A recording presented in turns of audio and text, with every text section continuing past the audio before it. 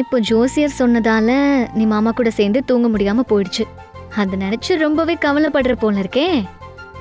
அந்த கவலை உன் மூஞ்சில அப்படியே நல்லாவே தெரியுது. அப்படியெல்லாம் கிடையாது. நான் அவர் கூட தூங்க முடியலங்கிறது லைட்டா கஷ்டமா தான் இருக்கு. ஆனா நீ சொல்ற அளவுக்குலாம் பெரிய கவலையெல்லாம் இல்ல. நான் தான் உங்க கூட தூங்க போறேன்ல. நம்பிட்டேன். சரி, நம்ம 3 பேர் சேர்ந்து தூங்கலாமா? இரு, முதல்ல திவ்யாவை படுக்க வச்சிருவோம். சரிக்கா.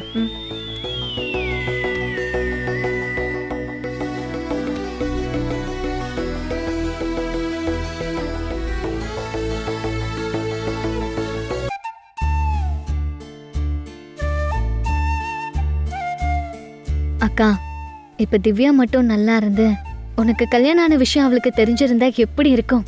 நல்லா இருந்திருக்கும். இந்நேரம் உன்னை பயங்கரமா கிண்டல் பண்ணிருப்பான்ல. ஆமாடி, கிண்டல் மட்டுமா, எனக்கு கல்யாணம் ஆனதை நினைச்சு ரொம்ப சந்தோஷமா பட்டிருப்பான். ஆனா அந்த அஜய் சார் இவள மிஷினை வச்சு செக் பண்ணி பார்த்துட்டு இவ இன்னொரு குணமா இருக்கணும்னு சொன்னார்ல. அதாங்க எனக்கும் ஒரே குழப்பமா இருக்கு.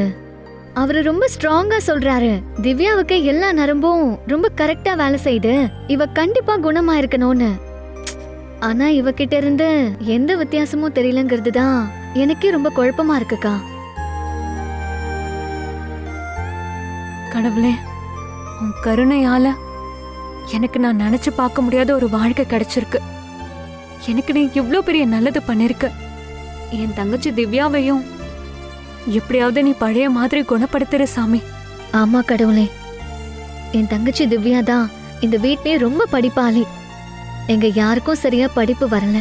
ஆனா இவ ரொம்ப நல்லா படிப்பா. நல்லா படிச்சு பெரிய வக்கீல் ஆகணும்னு ஆசைப்பட்டா. ஆனா இவ கூட படிச்சவன் இவளை இந்த நிலைமைக்கு ஆளாக்கிட்டான். இவளை நீ எப்படியாச்சும் சீக்கிரம் குணப்படுத்தி மறுபடியும் காலேஜுக்கு அனுப்பி வைக்கணும்.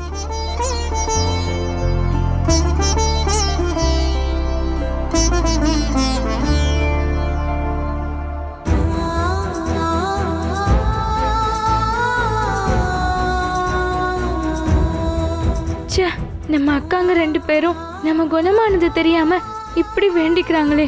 ஆனா நான் குணமாயிட்டேன்னு இவங்க கிட்ட வெளிப்படையா சொல்ல முடியல. எல்லாம் சித்தியால தான்.